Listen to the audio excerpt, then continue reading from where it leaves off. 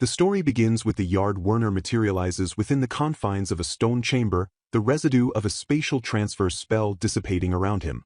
He scans the room, noting the heavy masonry and antique furnishings that suggest a civilization far behind his own in terms of chronological development. Confusion momentarily clouds his sharp features as he recalls the simple spell practice that somehow escalated into a trans-dimensional invocation. Before he can fully process the displacement, a young woman with distinctive, flowing hair and a regal, yet revealing, dress addresses him. She beams with relief, hailing him as the fourth hero, and announcing that the invocation has succeeded. Yard stares at her, his gaze involuntarily drawn to her ample chest before he recenters his focus, realizing with a sinking feeling that he has been summoned to another world entirely against his will.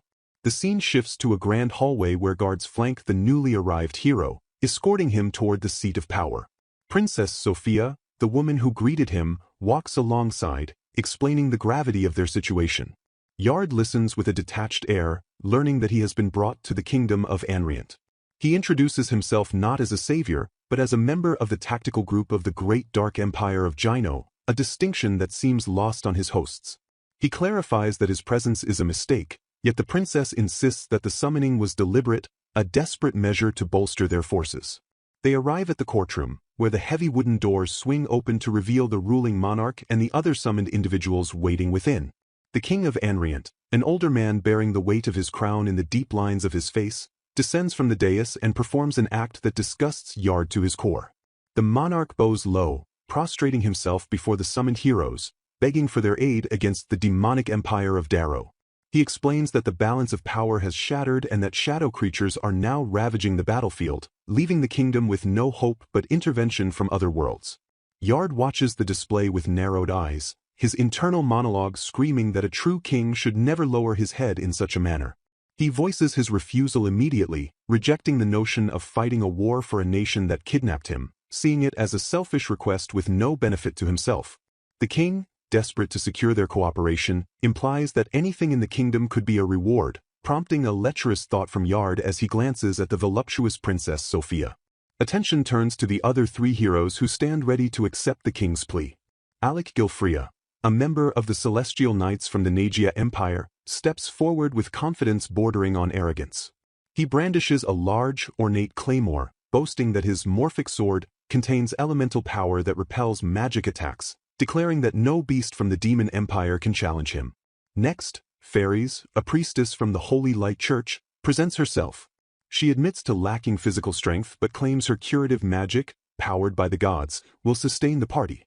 Yard observes them with critical disdain, noting their reliance on external entities like elementals and deities to fuel their power. He considers their methods primitive, viewing magic as a discipline of study and willpower rather than borrowed grace. The third hero, Sagami Ryohei from the Army of the Republic's Special Sector No. 5, offers a more grounded ability. He explains his power to generate weapons and small items instantly using magic. Although Sagami seems hesitant to display the full extent of his lethal arsenal in a royal court, Yard acknowledges that this ability might hold some tactical utility. The focus then shifts to Yard, the final hero, as the princess and the court await his demonstration. Yard steps forward, his dark coat billowing as he channels his energy. He lists his proficiencies with cold, military precision, Grade 4 annihilation methods and Grade 7 psychological torture and mental manipulation. Dark energy swirls around his hands, manifesting a sinister aura that fills the room. Yard demonstrates his capability by activating a complex spell without uttering a single chant, a feat of high-level mastery in his world. He expects shock and awe at his technical prowess. Instead, the room falls into a confused silence. The other heroes and the royals stare at him blankly, unable to comprehend the sophistication of what he just performed.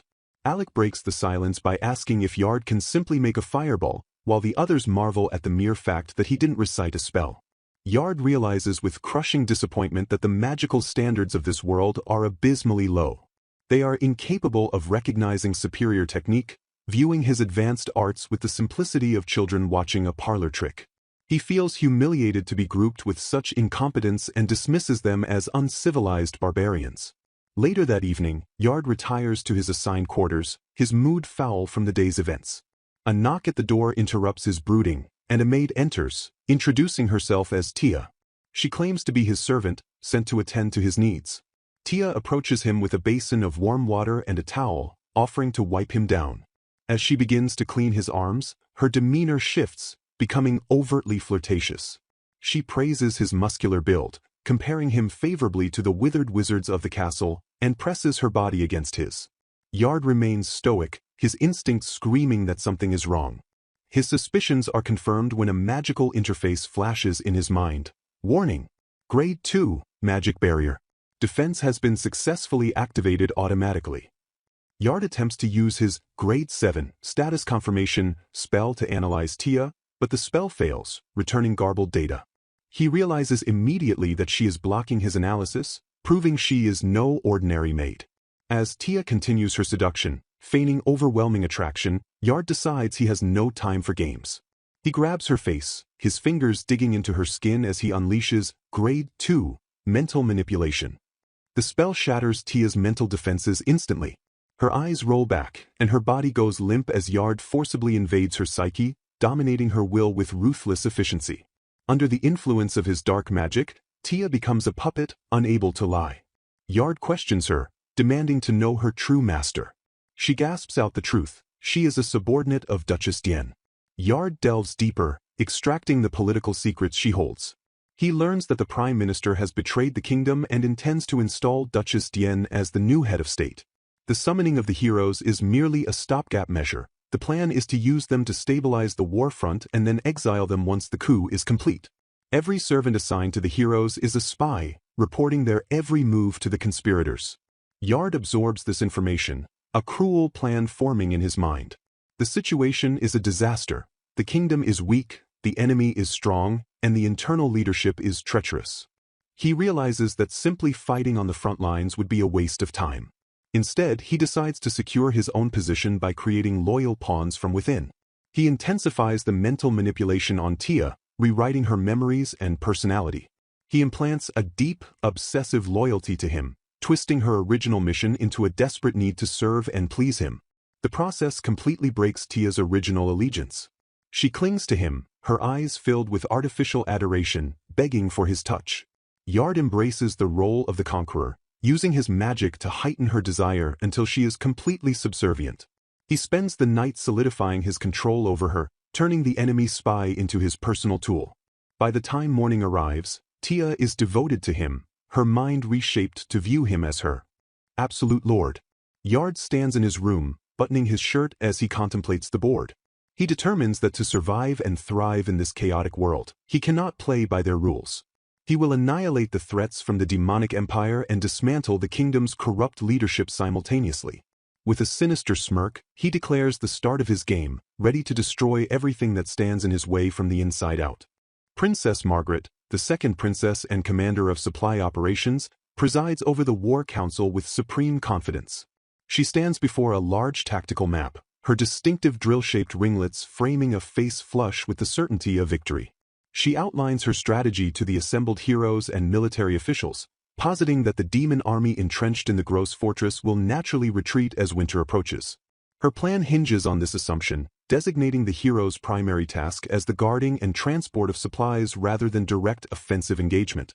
She concludes her presentation with a flourish, declaring that their army will be victorious if they simply maintain their defenses.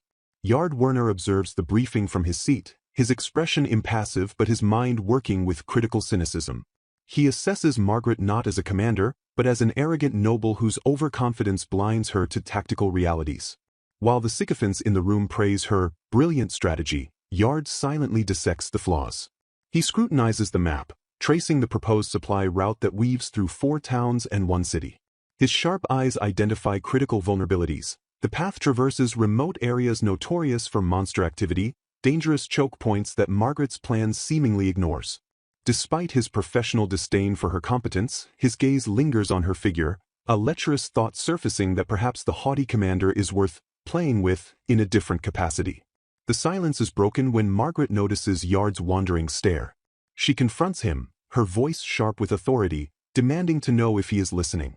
She interprets his silence as insolence and challenges him to speak up if he is dissatisfied with her strategy. Yard, caught objectifying her in his mind, deftly masks his true thoughts. He realizes that admitting he was fantasizing about doing her first would be unwise, even as he internally compares her assets to her sister Sophia's. Instead, he adopts a mask of polite subservience. He bows slightly, assuring the princess that he is honored to be present and is fully satisfied with her plan. Fairies, the priestess, attempts to intervene nervously, but Yard waves her off, claiming he was merely distracted by other thoughts. Margaret sneers at his capitulation, her disdain for him evident. She bluntly tells him that she holds no high hopes for his contribution. In her eyes, his skills are basic and pathetic, easily replicable by the kingdom's trained sorcerers. She compares him unfavorably to the other summoned heroes who have already begun to live up to their legends, labeling Yard a disappointment. With a dismissive wave, she orders him to leave, stating that he is unnecessary and would likely just be a hindrance to the operation. Yard absorbs the insults without protest, bowing out with a simple "understood," though a dark plan begins to form behind his stoic facade. Later, in the privacy of his quarters, Yard convenes with Tia, his brainwashed maid. The humiliation from the war council festers, and he expresses his desire for revenge against Margaret for her insults. Tia, completely under his thrall, offers to help, but her jealousy flares at the mention of another woman. Yard calms her, explaining that while he intends to conquer Margaret, he cannot use the same brute force brainwashing he used on Tia. To do so would ruin Margaret's personality and standing as a royal commander, which are essential for his long-term plans. He finds her fierce personality annoying but recognizes her strategic value as a pawn. Yard shifts his focus to a more subtle approach. He decides to manipulate the bond between the sisters. He knows that Princess Sophia holds deep affection and respect for Margaret. If he can control Sophia, he can leverage that relationship to entrap Margaret. He instructs Tia to approach Sophia and use sweet words to soften her defenses, preparing the ground for his intervention. Tia hesitates, unsure how to persuade a royal without magic, but Yard assures her he will add his own tricks to ensure success. The scene transitions to a hallway where Tia carries out her master's orders. She approaches Princess Sophia, bowing apologetically for Margaret's harsh behavior earlier that day. Sophia, kind-hearted and unsuspecting, accepts the apology gracefully, admitting that the fault was shared. Tia then spins a fabricated narrative, claiming that Yard's silence was actually a noble attempt to protect Sophia or the operation, lamenting that his true skills remain unseen. As Sophia listens, Yard makes his entrance, or rather, initiates his magical assault. Sophia suddenly freezes, her face flushing a deep crimson as an unnatural heat floods her chest. Yard steps into her personal space, dropping the pretense of a misunderstood hero. He confesses to her with calculated intensity, declaring that he wants to be with her forever and claiming he loves her. Sophia is bewildered, stammering that they have only just met and reminding him of her royal status. However, her rational mind is already losing the battle against Yard's magic. He dismisses her protests, asserting that love has no time limit, and escalates his physical advances. Yard employs a sinister combination of magical techniques to break her will. He uses a spell to overproduce narcotic chemicals in her brain, inducing a state of extreme euphoria and pleasure that drowns out her judgment. He confuses her thinking, twisting her confusion to look like love. Sophia tries to resist, crying out, "No," and "That's not true," but her body betrays her under the magical onslaught. Yard ruthlessly gaslights her, asking if she doesn't love him while simultaneously overloading her senses with pleasure. The princess crumbles, her mind unable to distinguish between the artificial ecstasy and genuine emotion. She succumbs, admitting she has never felt anything like this in her life. Yard seals her defeat with a kiss, his internal monologue coldly noting how simple human emotions are to manipulate. In the aftermath of the magical seduction, Sophia lies in Yard's arms, her cheeks flushed and her eyes hazy with the lingering effects of the narcotic brain spell. She believes they have confirmed their mutual feelings and shyly invites him to her room for the night. Yard, having achieved his goal of domination, pulls back to play the long game. He feigns noble restraint, telling her they must act with respect and secure the proper blessings for an engagement before crossing the final line. He claims the risk is too high, positioning himself as a protector of her honor even after violating her mind. Sophia, touched by his strength, agrees, and allows him to escort her to her door. The following morning, the results of Yard's manipulation manifest explosively. Margaret storms into the room, shocked to find her sister clinging affectionately to the man she dismissed as useless just the day before. She demands to know what Sophia is doing with that guy. Sophia turns on her sister with fierce intensity, shouting her down. She defends Yard, claiming it is thanks to him that she understands true love. She tells Margaret that after their argument, she got to know Yard and fell for him. Margaret is flabbergasted, accusing Yard of using witchcraft on her sister. Sophia snaps back, warning Margaret that she will not tolerate any insults toward Yard-sama, even from her own sister. Faced with Sophia's unyielding adoration and aggressive defense, Margaret finds herself outmaneuvered. She sighs in defeat, realizing she cannot win this battle right now. Resigning herself to the situation, she turns to Yard and stiffly requests that he take care of Marie, referring to herself in the third person or perhaps by a nickname, during the upcoming expedition. Yard smiles, his victory complete on multiple fronts.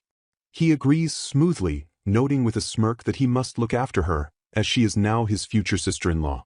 The journey continues under the pall of a suffocating, awkward silence that hangs heavy within the carriage.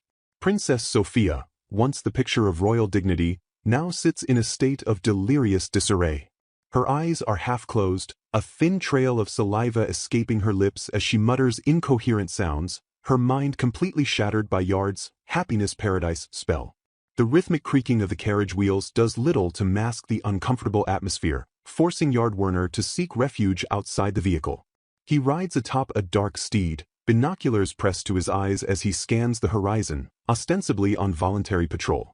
In reality, the distance is a necessary barrier. The situation inside the transport has become unbearable, and his relationship with the other heroes is non-existent. He reflects on the severity of his revenge against the princess earlier that morning, conceding that perhaps he pushed her mental state too far.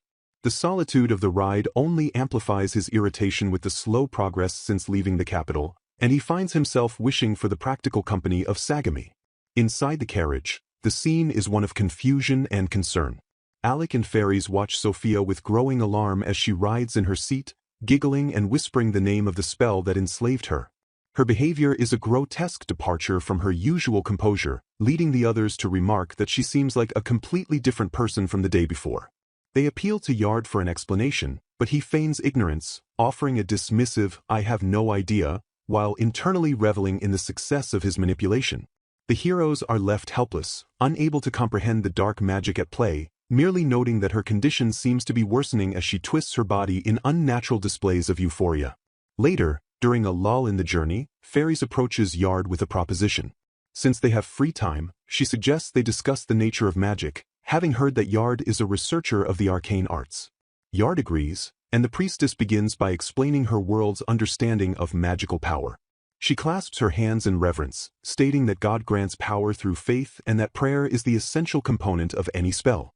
To her, magic is a manifestation of spirit power strengthening in response to the human heart's passion. Alec listens intently, nodding in agreement with this theological perspective. Yard disrupts their primitive understanding with cold, analytical logic. He bluntly asks Fairies how she performs her spells, and when she reiterates the necessity of prayer, he begins to dismantle her worldview. He explains that the magic he knows was developed by humans, not gods. He describes it as a tool, a system of operative structures that, when performed correctly, produces the exact same result for any user, regardless of faith. To illustrate his point, he demystifies healing magic, defining it not as a divine miracle, but as the artificial acceleration of the human body's natural regenerative power to repair tissue in an instant. Fairies recoils as if struck, struggling to accept the implications of his words. She stammers, asking if he truly means that someone who isn't a priest could cast a healing spell without chanting. Yard confirms this simply, watching as her reality fractures. However, rather than rejecting him as a heretic, Fairies misinterprets his profound knowledge. Her eyes sparkle with admiration as she concludes that Yard must be a devout follower of God to possess such insight, completely missing the secular nature of his explanation.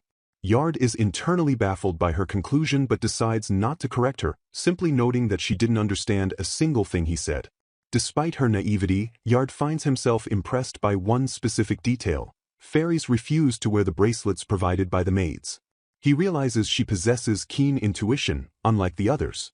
His gaze shifts to the bracelets worn by Alec and the other heroes, analyzing their enchantment. He confirms his suspicions. The jewelry is not a gift or a proof of courage as claimed, but a tool containing a subjugation spell designed to control the wearer. It pains him to see Sagami fooled by such a trap. With a subtle gesture, unseen by the others, Yard casts a dispel magic. The slavery effect evaporates instantly, leaving the bands as nothing more than common accessories. He laments the burden of having to secretly protect these incompetent heroes from their own allies, viewing it as a massive inconvenience. The convoy eventually arrives at Nickel City, a bustling urban center marked by timber-framed buildings and cobblestone streets. Desperate to escape the stifling atmosphere of the camp and relieve his boredom, Yard ventures into the city alone. He hopes to find a tavern, but the city seems to offer other distractions. As he navigates a narrow alleyway, a young woman collides with him. She clings to his coat, tears streaming down her face, begging for help and claiming she is being chased. Moments later, two thugs emerge from the shadows, blocking the path. The setup is cliched and transparent. The lead thug, a burly man, feigns concern for the girl while radiating menace, demanding Yard hand her over. He threatens Yard, claiming he won't hurt him if he complies. Yard sighs, unimpressed by the amateurish trap. When the thugs advance, Yard unleashes a surge of magic without moving a muscle. An invisible force slams into the lead thug, Jozu, crushing him into the pavement with a sickening crunch.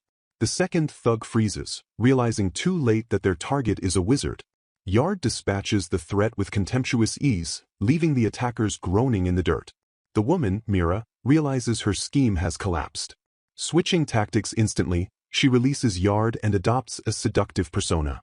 She introduces herself and thanks him for saving her life in such a dangerous situation, conveniently ignoring her role in creating it.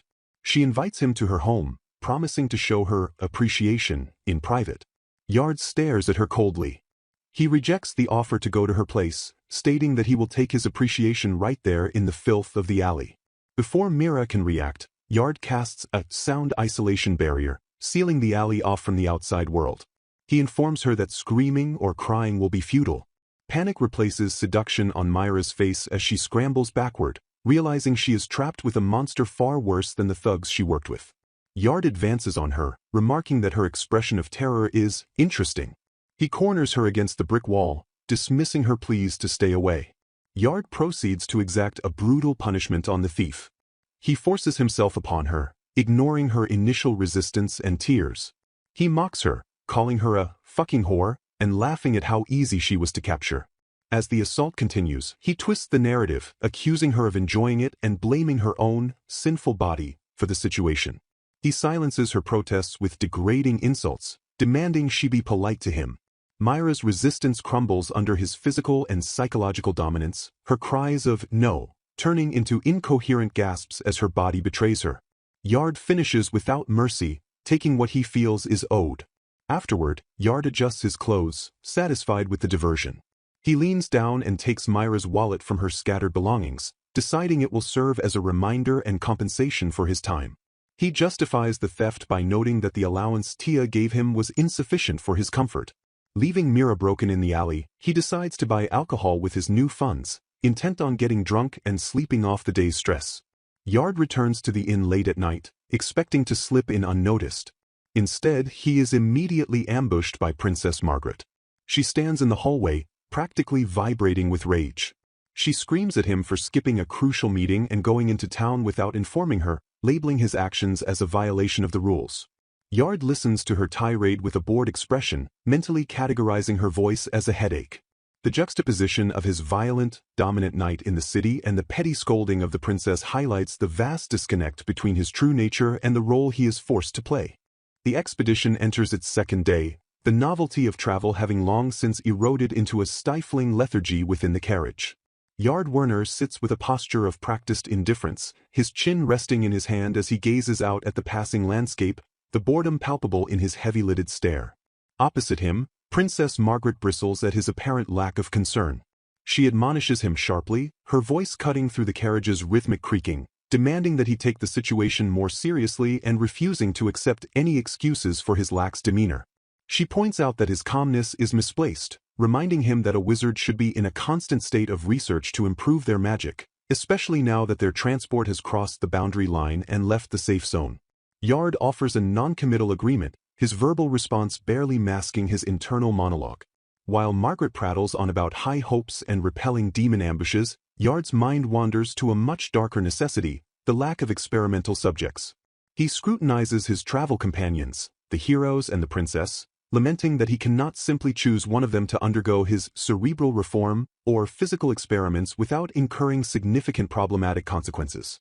He feels his skills as a wizard are being unfairly limited by the ethical constraints of this world, leaving him with a backlog of research and no raw material to work with.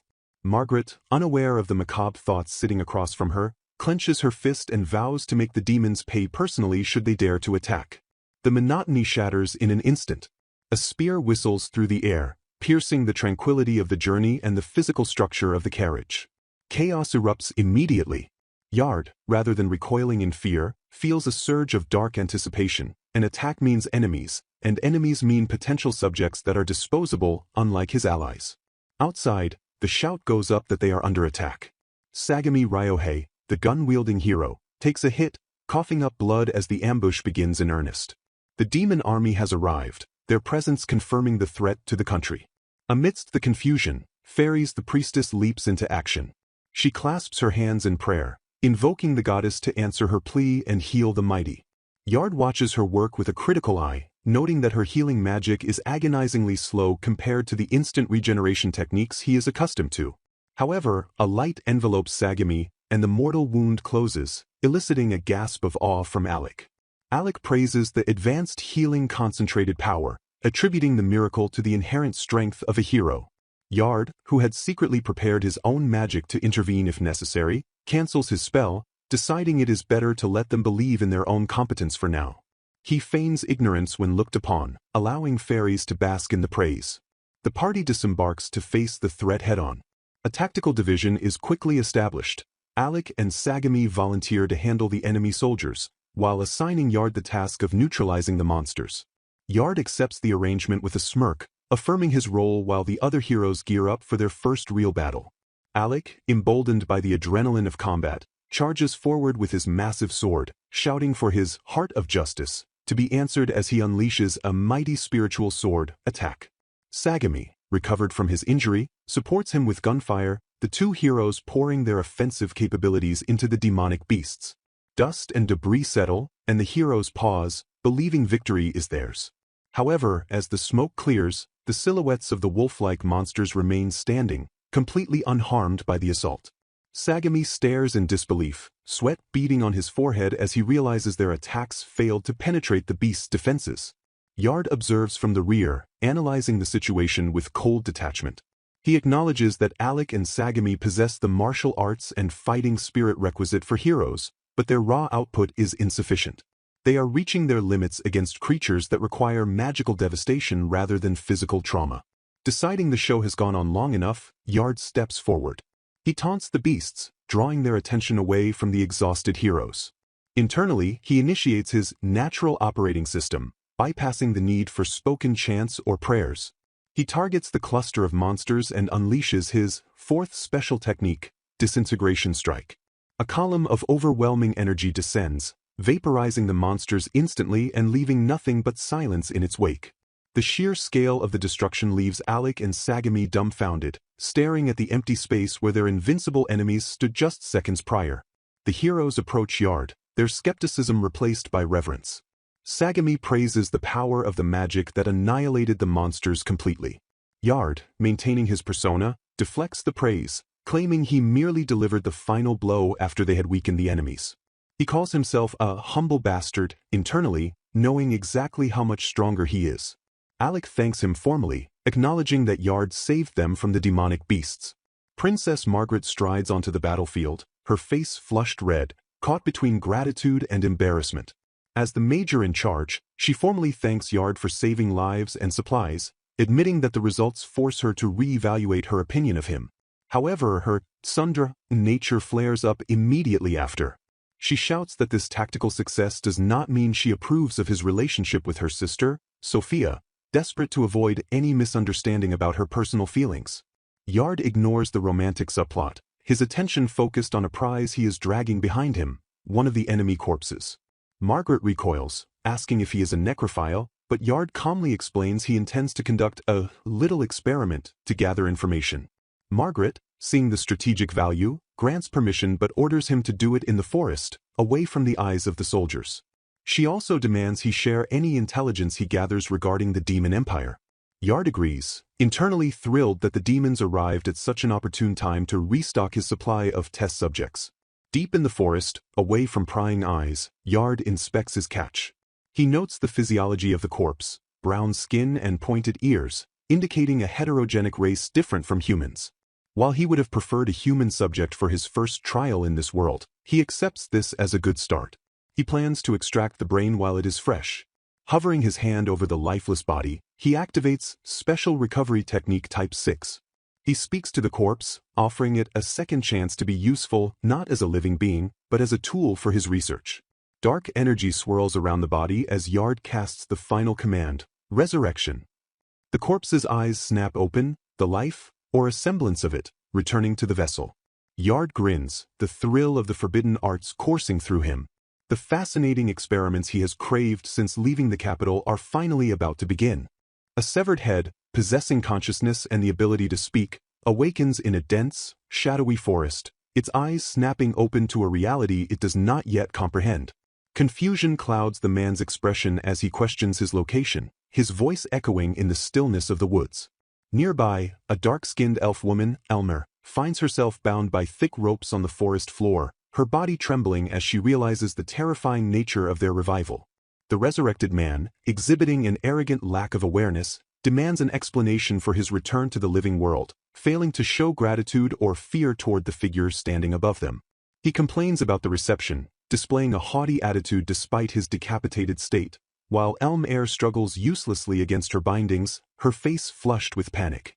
Yard, a wizard clad in a dark, high-collared coat, looks down at his captives with a gaze devoid of warmth. The severed head insults Yard, dismissing him as a damn fool and merely a human in a world dominated by superior magical beings, underestimating the threat he poses. Unimpressed by the captive's bravado, Yard delivers a swift, punishing kick to the man's torso, the impact sending a jolt through the revived body. He threatens to unleash his fire magic raft to destroy them if the insults continue, his leg remaining extended in a display of casual dominance. The man screams in sudden realization of the danger, his arrogant facade crumbling instantly under the threat of magical incineration. Finding the conversation tedious and the man's attitude annoying, Yard decides to terminate the interaction immediately. He steps forward, his demeanor shifting from interrogation to execution. The man stammers, realizing too late that his life is forfeit, but Yard ignores the pleas, focused only on the inefficiency of the chit-chat. With a cold, crushing motion, Yard obliterates the man's head, the sound of fracturing bone and tearing flesh filling the air as the number 100,000 manifests visually, representing the overwhelming damage inflicted. The dark elf watches in paralyzed horror as her companion is reduced to a lifeless corpse once more. Yard kneels beside the fresh cadaver, not to check for signs of life, but to harvest biological material. He notes with a clinical detachment that extracting a brain from a living body preserves its quality best, making it superior for his research purposes. He reaches into the ruin of the man's skull, pulling out the brain and inspecting it with a satisfied, sinister chuckle, praising its good condition, while blood drips from his gloved hands. Elmer, witnessing this grotesque dissection, screams for him to stop, her mind unable to process the brutality unfolding before her. Turning his attention to the trembling survivor, Yard looms over Elmer, the bloody evidence of his power still evident in his grasp. She cowers, her dark skin pale with terror, and begs desperately for her life, promising to do anything he asks in exchange for mercy. Yard pauses, intrigued by the absolute submission in her voice, and asks for her name. Stammering through tears, she identifies herself as Elmer. Yard considers her offer, his expression calculating as he weighs her potential value against the effort of killing her. He proposes a transaction. In return for her life, she must assist him with a specific experiment he has in mind. Elmer, confused but desperate, repeats the word experiment with trepidation.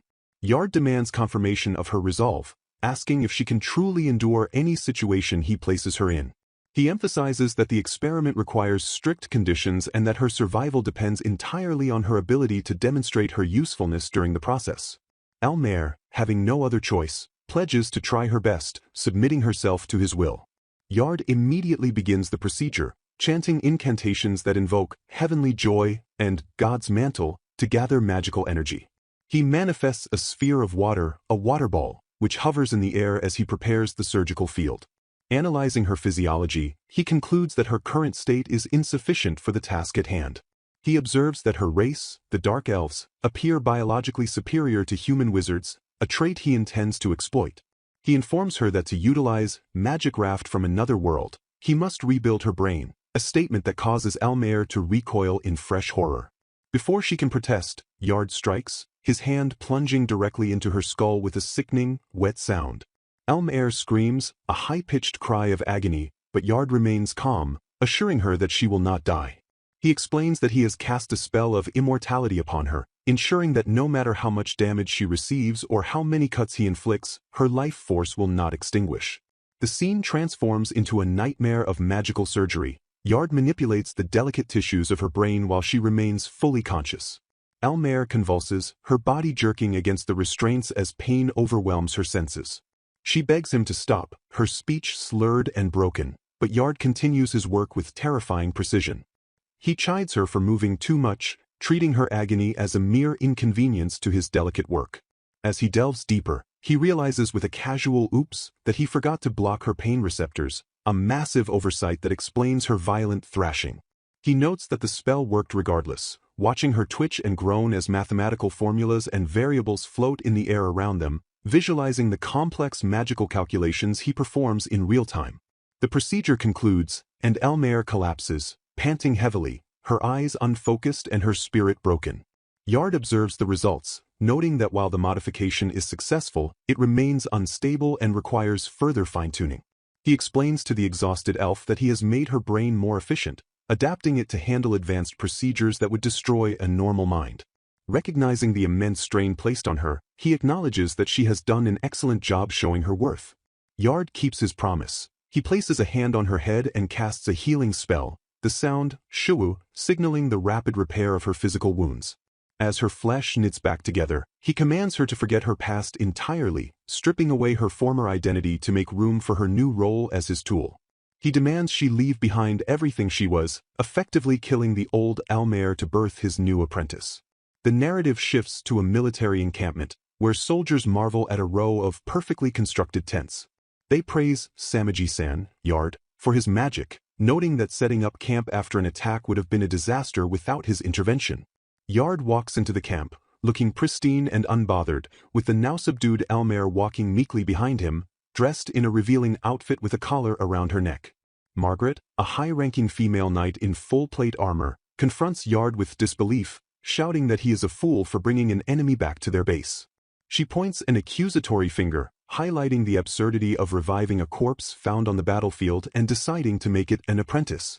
Her outrage peaks at the realization that the captive is a dark elf, a race known to be their sworn enemies.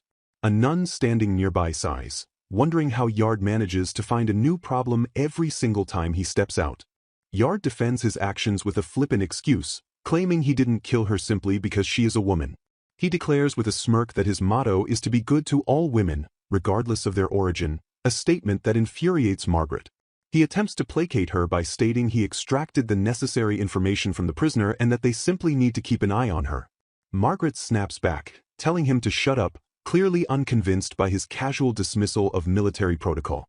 Despite her anger, Margaret notices Elmer shaking uncontrollably behind Yard and softens slightly, remarking on the girl's pitiable state. Yard seizes the opportunity to manipulate the narrative, claiming that Elmer has amnesia and is no longer the enemy they fought.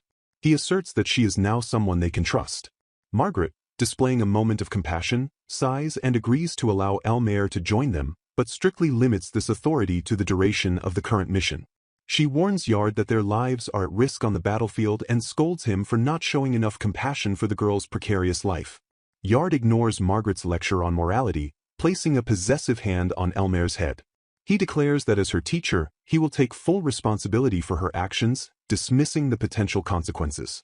Margaret warns him that taking a dark elf to the royal capital will inevitably cause a public uproar, but Yard states bluntly that he does not care what happens next. He brushes off Margaret's concern, reinforcing his decision to keep Elmer as his apprentice regardless of the social or political fallout. As they move through the camp, soldiers whisper among themselves, eyeing the dark elf with suspicion and lust. Some speculate she is a prisoner, while others crudely suggest she might be a prostitute brought for the wizard's pleasure. Elmer, hearing these whispers and feeling the weight of their stares, blushes deeply, her shame evident as she walks with her head down. She whispers to Yard, questioning why he is helping her when she was his enemy, confirming that she has indeed lost her memories but understands the hostility surrounding her. Yard reminds her that as his apprentice, she falls under his protection. In a private moment, Yard leans in to reveal the true reason for his mercy. He admits that he typically trusts his own kind, but he has heard that dark elves are experts in the art of witchcraft. He explains that his brand of magic raft is unusual in this world and implies that he needs her specific racial talents to further his goals. He asks her if she is willing to walk a difficult path by his side. Elmer, seeking purpose and safety, eagerly agrees, shouting that she will definitely help him. Yard accepts her loyalty, instructing her to address him as Master from this point forward. She agrees, asking him to call her El in return. Yard expresses his high hopes for her, his face twisting into a sinister, shadowy smile that Elmer does not fully see. Internally, his thoughts reveal a psychopath's logic. He intends to use anyone he sees fit as a testing subject to make the world more exciting.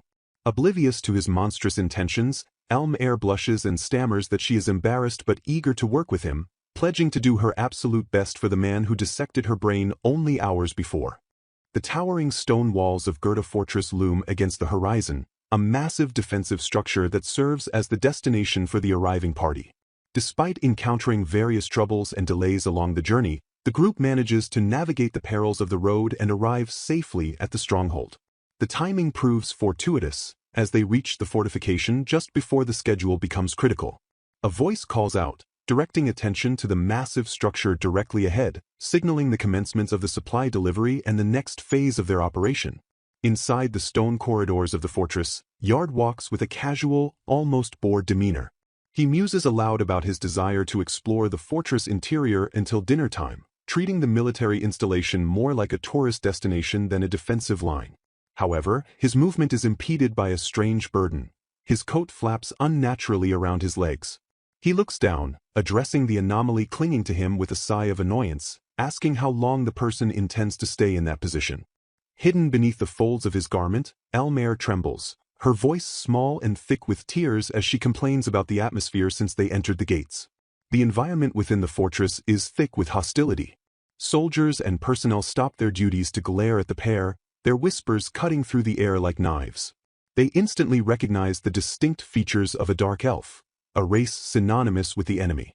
Fear and hatred ripple through the onlookers. One soldier recoils in terror, while another clenches his fists, muttering about a father killed by her kind. The visual identification confirms her status as a former wizard of the demon army, making her existence within these walls an affront to the human defenders. Yard advises patience, his voice devoid of the fear that grips his apprentice. He assures her that when they are outside, he will remain by her side to ensure her safety, a promise that offers a sliver of comfort to the terrified elf. He predicts that the collective agitation of the fortress garrison will subside once Margaret, their commander, explains the nuance of the situation to the rank and file. Elmer sobs, overwhelmed by the immediate animosity, acknowledging that the soldiers simply do not understand the current circumstances. To further assuage her fears, Yard reveals he has already taken precautions. He arranged for a shared room and established a magical barrier to secure their privacy once inside. Safely within the confines of their quarters, Elmer's demeanor shifts from terror to overwhelming gratitude. Tears well in her eyes, her face flushing as she looks up at Yard, interpreting his protective measures, the barrier and the shared room, as acts done solely for her sake. She stammers her thanks, addressing him as Master, and loudly declares her resolve to do her absolute best to serve him. Yard accepts this enthusiasm with a stoic expression, encouraging her spirit but redirecting her focus. He instructs her that as his apprentice, her primary duty is to concentrate entirely on the study of magic. He orders her to rest for now to recover her physical strength, promising a lecture on magic later that night once the fortress sleeps. The narrative transitions to a strategic war room, where Margaret stands over a map, addressing a group of high-ranking officials and Yard. She outlines the current military stagnation, noting that the enemy army has remained dormant for the past month. However, intelligence suggests a massive offensive is imminent, with a large-scale attack expected before the arrival of winter. While the tension in the room is palpable, Yard appears completely detached from the gravity of the situation, lounging on a bench with his legs crossed, seemingly napping or meditating while the others discuss the fate of the fortress. Later, under the cover of night, Yard initiates the promised lecture.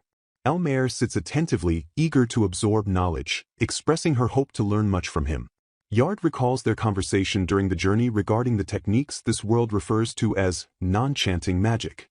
He begins a technical breakdown, explaining that depending on activation conditions and procedures, these techniques generally fall into 8 distinct classifications.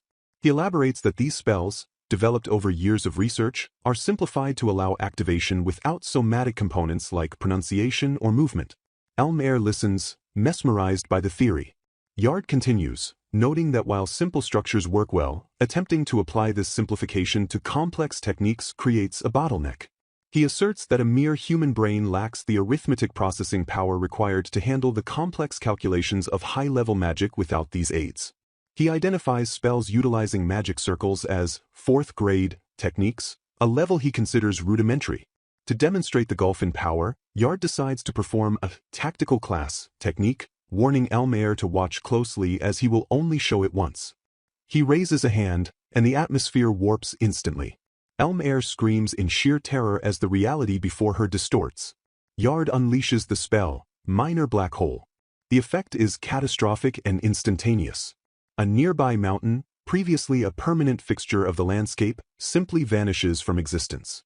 Elmer panics, stammering that the mountain is gone, her mind struggling to comprehend the scale of the destruction. Yard remains unimpressed by his own godlike feat, casually noting that he can bring it back later. He critiques the spell as a little boring, but concedes it is a decent technique for long-range attacks. He then pivots back to the lesson, suggesting they start her training at the 7th grade level. Elmer, still reeling from witnessing a mountain being deleted, stammers in disbelief, questioning if he truly expects her to learn something that seems impossible. The scene shifts to their return to the room. Yard observes Elmer, noting a significant change in her demeanor. Despite her earlier fear during the day, she now appears to be in high spirits. He attributes this change to her witnessing the tactical class magic, assuming she is excited by the prospect of power. Elmer confirms her enthusiasm, shouting that she did it, though her internal thoughts suggest a different motivation. Back in the privacy of their shared room, Yard reiterates that they will practice magic every night. Elmer, however, misinterprets the intimacy of the situation. Driven by a desire to repay him for protecting her when she had lost her memory and for giving her a new purpose as an apprentice, she approaches him with romantic intent. She presses her body against his, the soft sound of squish emphasizing the physical contact, and explicitly offers to service him with her body to return the favor.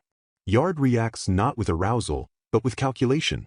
He grabs her face, his expression darkening as he decides to correct her behavior. He considers her offer imprudent and decides that if she wants to be played with, he will oblige on his own terms. He identifies her strange behavior as a result of her misunderstanding their relationship. With a cold command, he casts shadow manipulation. Dark, tendril-like shadows erupt from the floor, ensnaring Elmer. She cries out in shock as the magical constructs begin to bind and stimulate her. Yard declares that she will indeed be toyed with, but not in the way she imagined.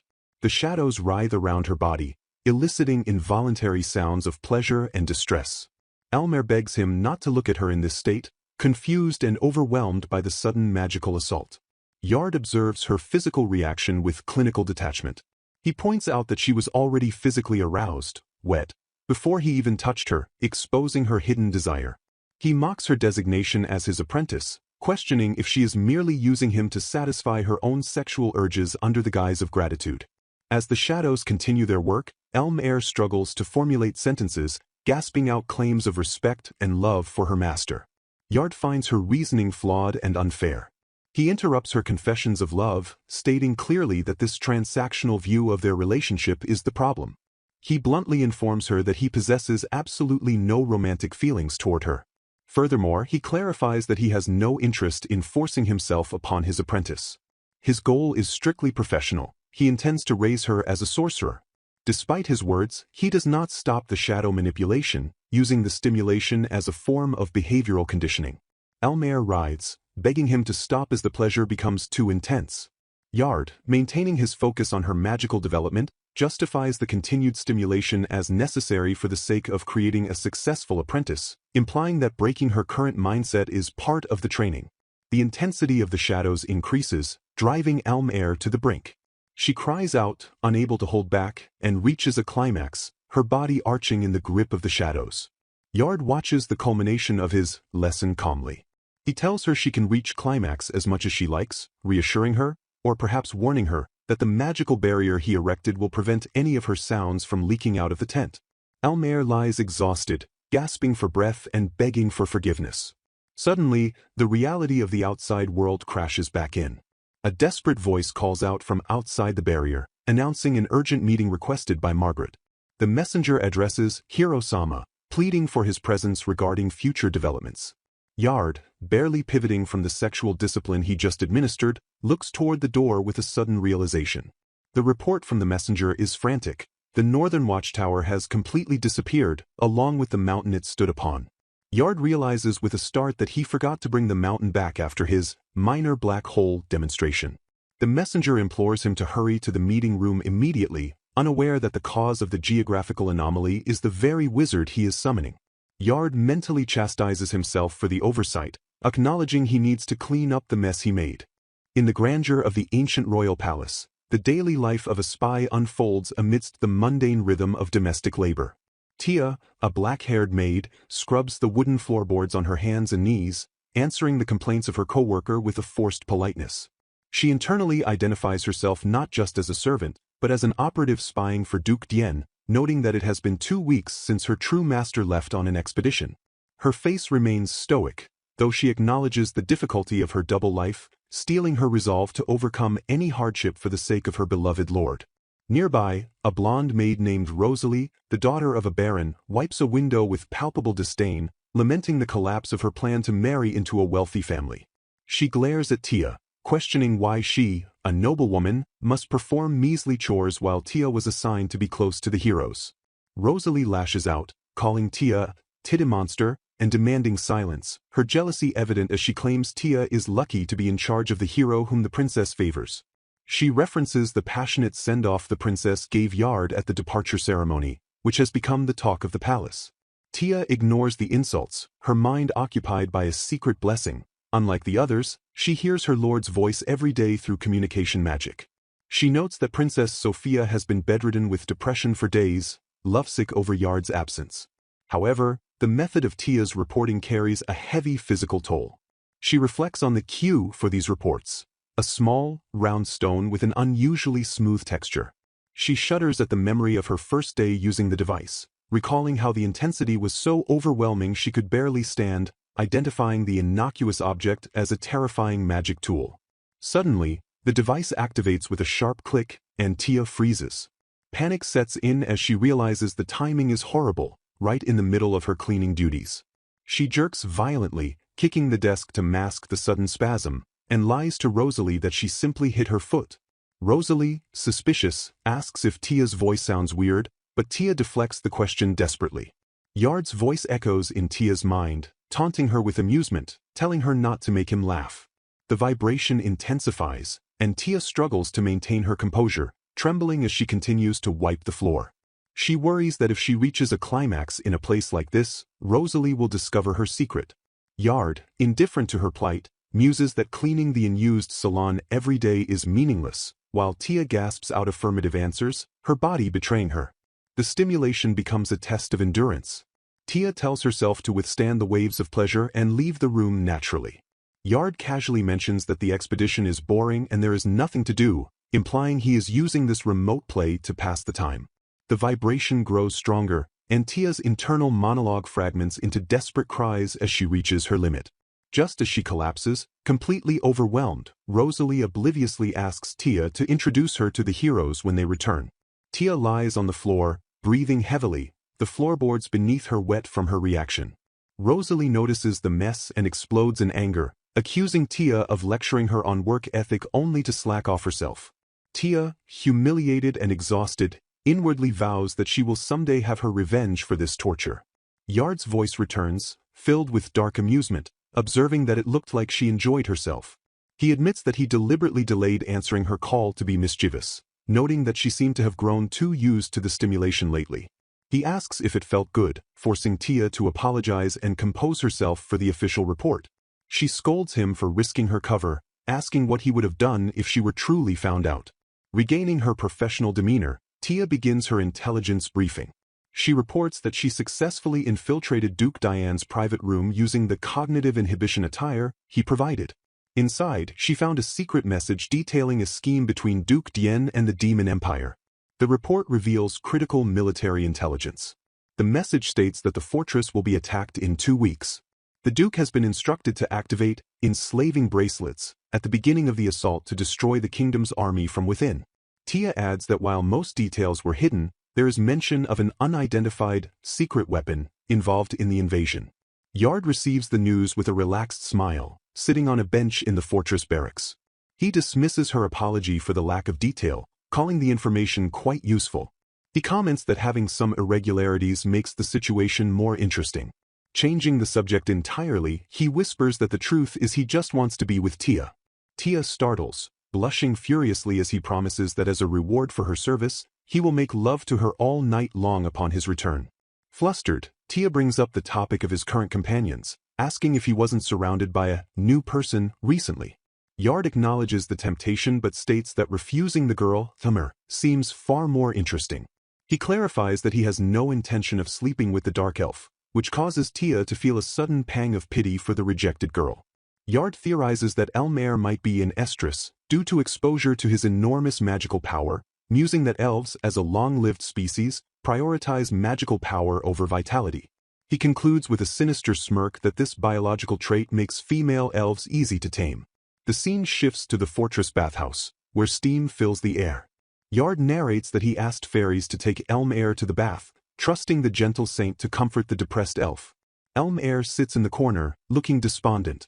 Fairies washes Elmer's back and gently asks if it hurts. Elmer replies that it does not really hurt. Elmer praises Yard, calling him a very kind person. Fairies is taken aback, admitting she thought Yard only sought a physical relationship with the elf. She asks how things have been between Elmer and Yard, confessing she was worried. Fairies describes Yard as a devout man capable of high-level recovery magic, but notes that he typically wastes no time when it comes to pursuing women. Elmer clarifies the situation, stating firmly that Master hasn't laid a single finger on her. Fairies freezes, her mind racing to a chaotic conclusion.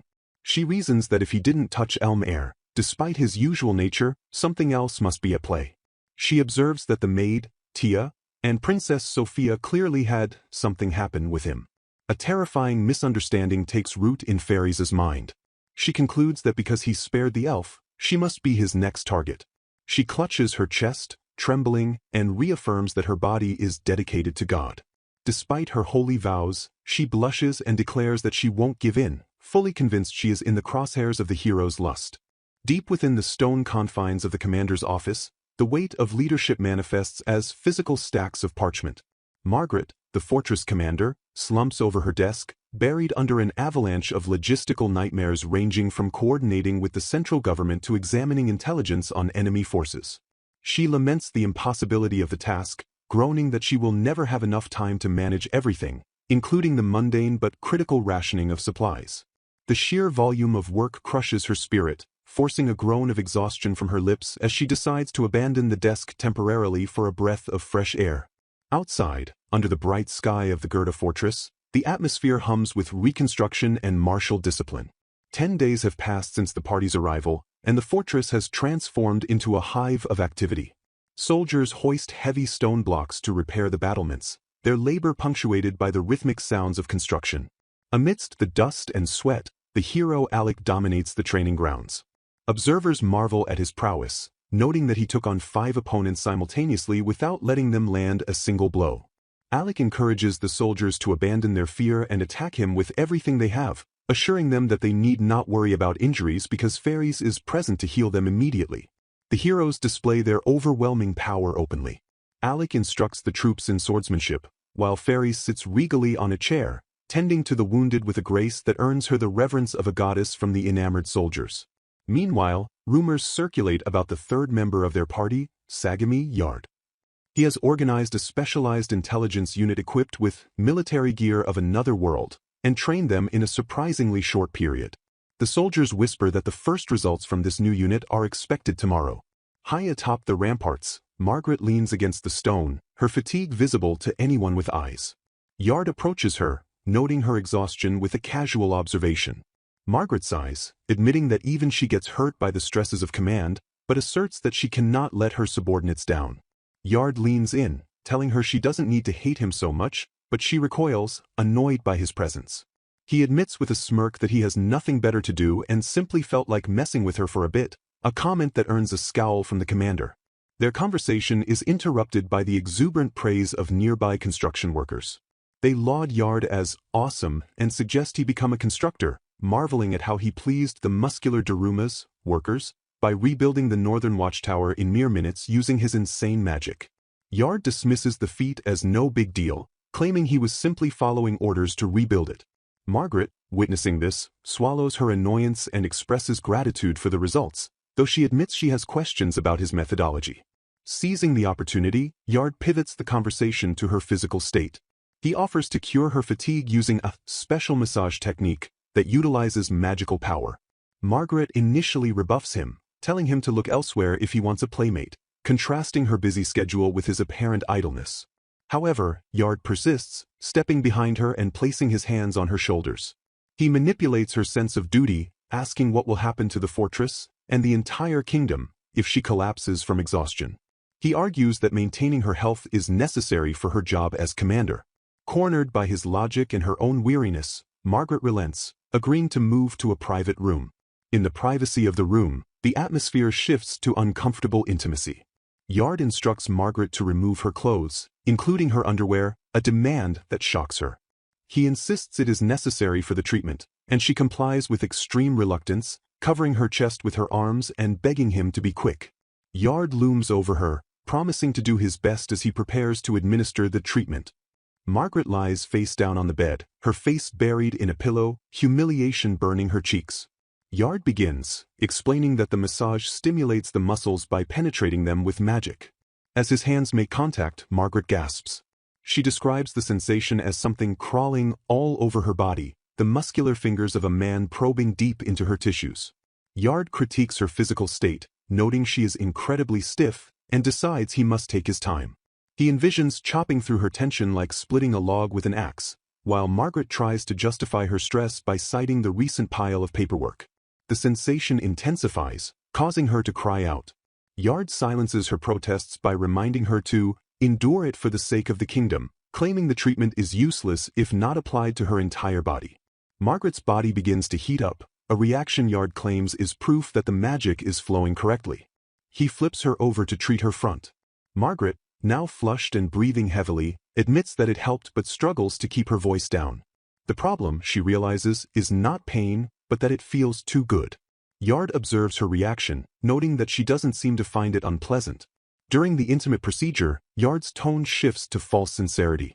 He admits he initially thought she was arrogant, but claims to have realized she is a hard worker and a wonderful woman who dedicates herself to her country. Margaret, vulnerable and overwhelmed by the stimulation, is touched by his words, not realizing the manipulative context. Yard declares he does not want her tearful dedication to be in vain and, as a hero, will spare no effort to help her. The massage escalates into explicit sexual stimulation. Margaret panics as his fingers move to intimate areas, protesting weakly, but Yard insists on finishing this place. She attempts to endure the pleasure by chanting her duty to the kingdom, but ultimately succumbs to the sensation, her mind fracturing under the overwhelming pleasure. The session concludes with Yard wiping his hands, casually informing her that she will feel the effects tomorrow. He offers to help her as many times as she needs whenever she feels tired. Margaret, disheveled and blushing furiously, stammers her thanks. The following day, the change in the commander is drastic. A maid approaches Margaret with a letter, noting that there are no problems with the rebuilt watchtower. Margaret stands tall, radiating energy and beauty, telling the maid she feels much better thanks to Yard's help. The maid, recalling how tired Margaret looked yesterday, is surprised by the sudden recovery and wonders if other worlds have wonderful magic. Margaret sits at her desk, unable to focus on work. Her mind drifts back to Yard's compliments about her being a wonderful woman, her heart racing at the memory. She tries to rationalize the encounter, convincing herself that it held no deeper meaning for Yard, though her flushed face suggests she hopes otherwise. She struggles to explain the treatment process, to herself, unable to articulate the erotic nature of what occurred. Her reverie is shattered by a knock at the door. A soldier announces that Sagami, Yard, has arrived with a very important report. Margaret composes herself and allows him in. Yard enters, his demeanor completely transformed from the playful lecher of the previous night. He is dressed in modern tactical camouflage gear, his expression grim and professional. He bypasses pleasantries, stating the matter is urgent. Based on intelligence from agents who returned this morning, they have confirmed that the evil empire is planning a massive invasion of Gerda. Margaret is stunned by the level of detail in the report Yard throws onto her desk. Yard outlines the catastrophic threat. The attack will commence the day after tomorrow. The report details enemy strength, march routes, and the existence of separate units. He grimly notes the presence of red scales and 4 black wolves in the main army. Most chillingly, he reveals that the enemy forces include demons controlled by a forbidden curse. Margaret, overwhelmed by the terrifying specificity of the intel, stammers to ask if the information is reliable, but the gravity of Yard's presence leaves little room for doubt. The ultimate threat facing the kingdom, a giant dragon adorned with crimson-colored scales. This beast reigns supreme over the mountains in the northern part of the Demon Empire. In the Fortress Command Center, Margaret processes the intelligence report from Tia, realizing that this creature is the secret weapon previously mentioned. She shudders at the realization that the enemy possesses the capability to control such a monster, a beast known for defeating many dragon slayers and standing as the Empire's most powerful demonic creature. Margaret declares that they must prepare countermeasures immediately. The scene shifts to a strategic council involving the heroes and military leadership. Fairies attempts to maintain optimism, clasping her hands and asserting that if they work together, they can defeat it. However, a scarred soldier intervenes, warning that going in without a plan will result in their deaths. He admits a painful truth. After the ambush on the road, he became keenly aware that neither his attacks nor Alex were sufficient to penetrate the defenses of the Black Wolves, let alone a dragon. The atmosphere grows heavy with the acknowledgement that the Crimson Scales is significantly more powerful than the foes they previously failed to scratch. Yard enters the conversation with calculated calmness. Margaret asks if he has any thoughts on the matter, reminding him that he was the one who dealt with the Black Wolves during the previous encounter. Yard proposes a solution, suggesting that applying a strengthening technique beforehand renders the Black Wolves negligible. However, he notes that facing a dragon is a different tier of difficulty. He turns to Alec, stating that in his opinion, the hero is the only person capable of dealing with the Crimson Scales. Yard begins his manipulation of the hero. He claims that Alec possesses a hidden power inside his sword that he has not yet realized. He asserts that unleashing this power will change the tides of the battle. Alec, gullible and eager for glory, draws his blade, marveling that his beloved sword, given to him by the Great Spirit, contains such dormant potential.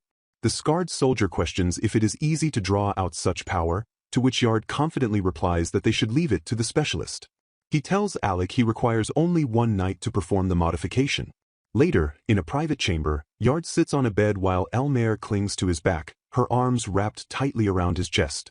She presses her body against him, silently signaling her refusal to give up on her affection. Elmer confidently asserts that even the Crimson Scales is no match against her master's magic. Yard ignores her romantic advances but acknowledges that her magic training has improved significantly. Despite this, he restricts her involvement, stating he will not be the one fighting the dragon and that he intends to stick to a supporting role. He reasons that he drew too much attention during the Black Wolf incident and it would not do him any good to stand out further.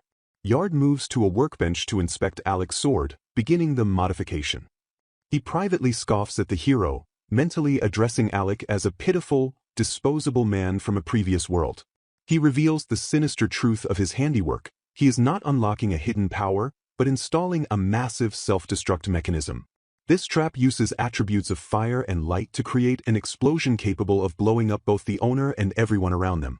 He marvels sarcastically at the complex structure of this technology he is implanting, vowing to make Alec a hero through his own sacrificial death. Elmer watches him work, noting his intense study. With her improved magical knowledge, she deduces the true nature of the modification, identifying a magic circle located in a remote place. She realizes the sword is merely the catalyst to activate it. Rather than being horrified, she pledges to use the magic she has learned to help him on the battlefield. She declares her need to become a great sorcerer to avoid tainting the name of her magnificent master. Yard warns her that she could be mistaken for someone from the Empire given her race, but accepts her resolve. The narrative advances to the day of the battle. Yard concludes a briefing on the Type 4 war strategy, which he privately dubs mass inspiration. Alex stands before the assembled troops, delivering a rousing speech. He shouts that there is nothing to fear and addresses the soldiers' worries about the enemy's strength. He proclaims that the accursed demon empire threatening their peace will definitely be defeated by him, Alec Gilfryer. The soldiers erupt in cheers, their morale skyrocketing instantly. Margaret watches in awe, noting that he raised their spirits with only a few words. Yard watches from the sidelines with a smirk, satisfied that the pawns are moving as intended. The enemy army begins its advance, and the order to intercept is given. The heroes face overwhelming odds, outnumbered 10-1, with the enemy employing monsters alongside their infantry. Yard observes the enemy forces, referring to them as luxurious toys. Suddenly, the enemy commander casts Magic Jammer, attempting to block the kingdom's magic. Confusion spreads through the ranks as soldiers question what is happening. However, the jamming attempt fails to neutralize Yard's preparations. The scarred soldier, wielding dual handguns, charges a pack of black wolves. He realizes that Yard's strengthening magic is still active and incredibly potent. The black wolf skin, which previously deflected his attacks, now tears like paper under his gunfire. He laughs maniacally, shouting for the beasts to dance for him as he guns them down. Despite this success, the sheer volume of casualties threatens to overwhelm the medical support. A nurse cries out to fairies that there are too many injured soldiers to heal in time. Fairies, her magical power overflowing due to recent events, commands them to gather everyone in one place. She prays to the Holy Mother and casts a spell she has never successfully performed before, Area Heal. A massive pillar of light erupts, bathing the battlefield in healing energy. The tide of battle turns decisively in favor of the kingdom. The soldiers charge with renewed vigor. Margaret receives an urgent report confirming that the battle is going in their favor. She reflects on the prowess of the heroes, acknowledging that despite being outnumbered, they are dominating the field. However, the celebration is cut short. A sudden shadow falls over the battlefield. The report concludes with a terrifying update: the Crimson Scales have arrived. The ultimate threat descends, signaling the beginning of the true battle. The colossal form of the Crimson Scales looms over the battlefield, its sheer size casting a terrifying shadow over the defenders of Gerda Fortress. The air vibrates with the tension of the climax, the dragon's presence signaling the ultimate escalation of the conflict. Alec, facing the monstrosity, turns to Yard for guidance, his voice laced with urgency as he asks what their next move should be. Yard, maintaining his composure, watches the beast with analytical detachment, noting that the enemy has finally played their hand. Alec steps forward, assuming the mantle of leadership, and bellows orders to the troops. He commands the soldiers to fall back, declaring that the heroes will handle the Crimson Scales alone. Confusion ripples through the ranks, soldiers whisper among themselves, questioning if their leader is merely running away. Alec grips his sword, his knuckles white, and admits internally that he does not know if he can handle it, but resolves to try regardless. Yard sighs, muttering "good grief" at the hero's predictable bravado. Yard shifts his gaze to the dragon, his eyes narrowing as he perceives the invisible flow of magical power surrounding the beast. He visualizes the complex network of mana, realizing that a multitude of mages are attempting to manipulate the creature simultaneously. He calculates that killing the controllers would be an efficient solution, but a darker curiosity takes hold. He muses that letting the beast rampage a bit longer would be far more interesting.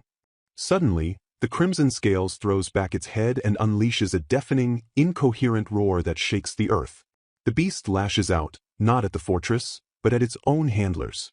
Yard observes the chaos with a smirk, noting that the dragon is not limited to killing humans. He deduces that the creature has gone insane, breaking free from its shackles far easier than expected due to the low magic resistance inherent in this world. Panic erupts within the Demon Empire's lines. The plan to enslave the heroes and suppress the army with the dragon disintegrates into a massacre of their own forces. Commanders scream curses at Duke Dien, realizing they were sold a lie, as the beast they sought to control turns on them with indiscriminate fury. Yard watches the carnage, remarking that if left alone, the beast will eventually destroy the kingdom as well. He turns to Alec, telling him that he must resign himself to the task. He reiterates the fabrication that only Alec possesses the power to defeat the Crimson Scales. Alec draws his sword, the blade beginning to emit a radiant, blinding light as Yard secretly activates the spell embedded within it. Yard offers hollow encouragement, telling the idiot to do his best. Alec, fully buying into the deception, stares at his glowing weapon, believing his bravery has awakened its hidden potential. He declares his resolve to Yard, who stands behind him, hiding a mocking expression. Elm-Air looks on, questioning if Yard is encouraging Alec because the hero became weak-willed, but Yard ignores her, focused on the puppet show he is orchestrating. Alec charges toward the dragon, screaming about betting everything on this single strike and commanding his soul to flare up. Yard watches the hero's dramatic charge with amusement, noting that Alec sounds like a delirious brat. He acknowledges internally that to a dragon of this magnitude, Alec's existence is no more significant than that of a bug. However, the light radiating from Alec intensifies, blinding the onlookers. Yard initiates the Strategic Class Technique Class 4, using Alec as the conduit. He remarks coldly that the dragon's carelessness in ignoring the bug will cost it its life. The dragon opens its maw, preparing to incinerate the charging hero, but the sword releases a torrent of energy first. The technique, Greater Laser, erupts from the blade, a high-intensity beam with a terrifying effective range of 20,000 kilometers. The beam engulfs the dragon instantly, nullifying all biological and magical resistance. The massive reptile stands no chance against the overwhelming firepower of another world's magic craft, disintegrating in the face of the annihilation ray. Silence falls over the battlefield, broken only by Alec's triumphant shout. He raises his sword, announcing the defeat of the Crimson Scales. The news spreads like wildfire, despair transforms into ecstasy as the soldiers realize the impossible has happened. They raise their weapons and charge the remaining, demoralized Demon Empire forces. The defensive battle of Gerda turns into a rout. The heat from the Aurora's light burns away the enemy ranks, resulting in a miraculous victory where the kingdom suffers fewer than 100 casualties while obliterating the invaders' main force. Later, the fortress erupts in celebration. Soldiers clink wooden mugs of ale, cheering for the victory and their new Dragon Slayer hero. They crowd around Alec, begging to hear the tale. Alec, basking in the adoration, laughs and describes the power as tremendously bright, unable to offer any real explanation for a feat he didn't actually perform. In a quiet corner away from the revelry, Yard leans against a wall, avoiding the noise. Elm-Air approaches him, asking if he is okay with not being in the spotlight. She suggests he would be praised just as much if he stepped forward. Yard dismisses the idea, content to let Alec play the protagonist. Elm-Air shyly asks if she can stay by his side. Yard permits it, though his internal monologue reveals he views her merely as bug repellent, a scary dark elf whose presence keeps the annoying soldiers from bothering him. Margaret finds them in the shadows, her expression a mix of relief and irritation. She remarks that it is a shame the other star of the show is hiding. Yard deflects, insisting Alec is the only protagonist. Margaret crosses her arms, stating she hates his humble act because she knows the truth. He found the power and guided Alec.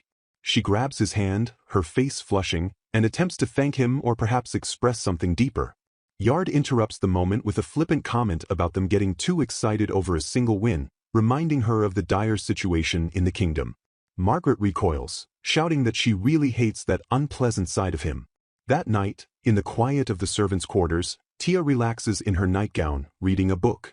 She notes with a yawn that the telepathic communication from her master didn't come through today, assuming he must be busy. A knock at the door interrupts her thoughts. She opens it to find Rosalie standing there. Rosalie's demeanor is unsettlingly stiff. She addresses Tia as senpai and asks for a moment of her time with polite, robotic diction that contrasts sharply with her usual abrasive personality. Tia immediately senses something is wrong, noting the strangeness of the voice and the uncharacteristic politeness. Rosalie delivers a chilling message. Marquis Dien is calling for her. The chapter closes on this ominous summons, hinting that the spy's cover may be blown or that a new trap is being sprung from within the palace. The kingdom erupts in a cacophony of jubilation as the populace welcomes the return of their saviors, the air thick with admiration for the heroes who secured a historic triumph. Amidst the fanfare, the Another World's wizard, known for his unique ability to cast magic without chanting, stands as a central figure of this victory.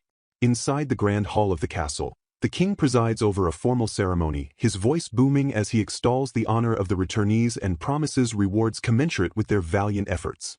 The monarch officially declares the conflict a historic victory for the kingdom, urging the heroes to lend their strength to the nation's future development. Standing before the throne, the heroes listen intently as the king bestows new ranks upon them. Alec Gill is awarded the noble title of Baron. Following him, Sagami Ryohei and Yard Werner receive the title of Baronets. The king then addresses Freya, conveying the church's desire to appoint her to the prestigious position of Anrent's Eastern Collaborative Priestess. The atmosphere is one of formal grandeur as the heroes, dressed in their ceremonial and battle attire, accept these honors with bowed heads, pledging to serve as loyal retainers to the crown. They vocalize their commitment to defeating the hated demon kingdom and using their powers for the benefit of the people, accepting the accolades with great honor. However, beneath the surface of this celebratory unification, a current of tension runs through Yard Werner.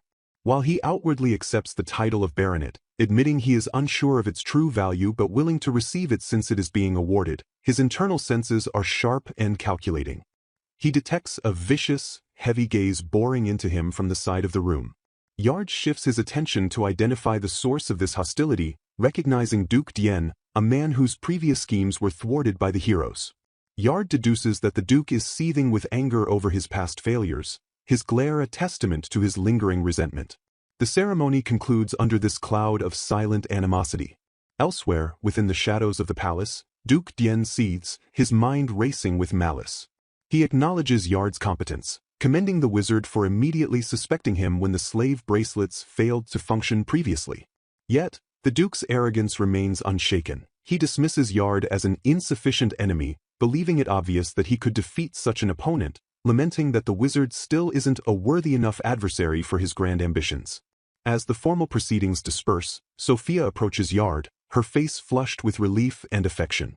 She expresses her certainty that he would return safely, her demeanor softening as she invites him to share tea, hoping to secure a moment of intimacy now that the danger has passed.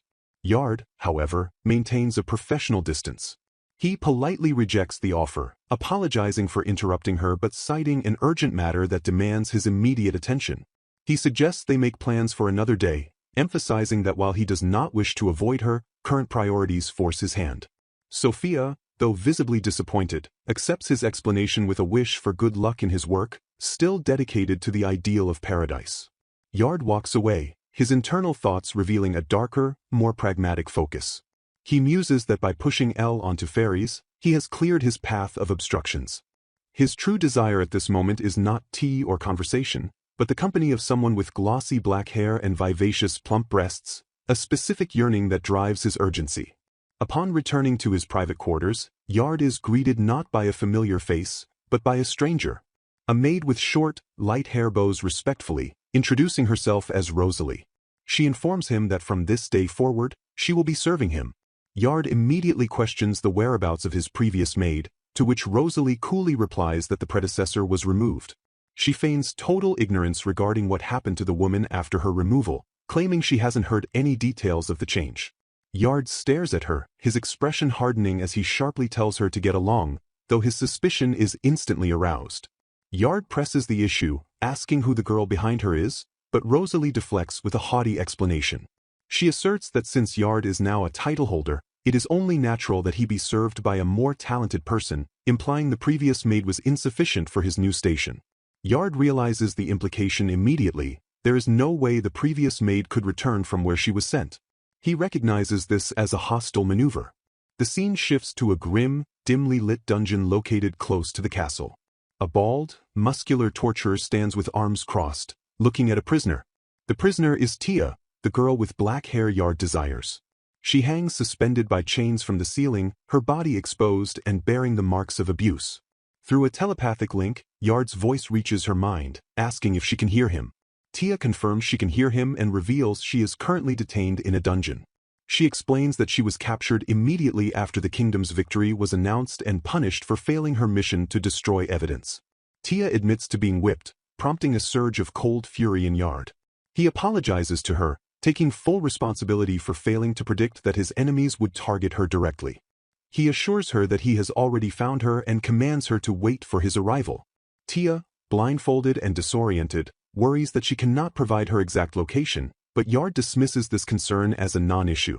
Channeling his immense magical power, Yard initiates a Type 4 space leap technique.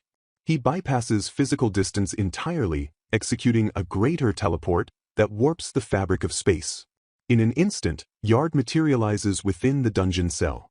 He swiftly incapacitates the threat and moves to Tia's side. Seeing the extent of her injuries, he declares that the punishment for hurting his property without permission will be severe. He holds her close, instructing her to stay still as he casts healing magic to mend her wounds. As the light of the healing spell envelopes them, Yard's demeanor turns lethal. He vows that if the bastard responsible wants to die so badly, he will be more than happy to help them along, preparing to deliver their last rites. Yard returns to his quarters, his focus now shifting to the spy who infiltrated his home. He finds Rosalie asleep, or feigning sleep, in his room. He decides to teach this rude woman a lesson for her audacity. Rosalie wakes with a start, questioning why he is there, but Yard ignores her feigned confusion. Suddenly, Rosalie's body betrays her. She feels an inexplicable throbbing and heat taking over her. She flushes deeply, confused by her own physiological reaction. Yard watches her struggle with a predatory calmness, noting that she fell asleep in front of her master, a grave error for a maid. Rosalie attempts to regain control, threatening to report his actions to the Duke and have him thrown in jail, revealing her true allegiance. She verbally attacks him, questioning if he curried favor with the heroes using his body and calling him a traitor. However, her resistance is futile against Yard's magic. He reveals that he placed a hypnotic spell on her while she slept. He explains the nature of his education. As her senior, he will train her until she speaks the whole truth without deception. The spell is designed so that every time she acts rebelliously, she will be overcome with intense arousal. Yard begins to physically manipulate her, exploiting the sensitivity amplified by the spell. He notes that despite her small size, she is quite sensitive. Rosalie tries to recoil, shouting at him to not touch her and calling him a pervert, but her body reacts with pleasure against her will.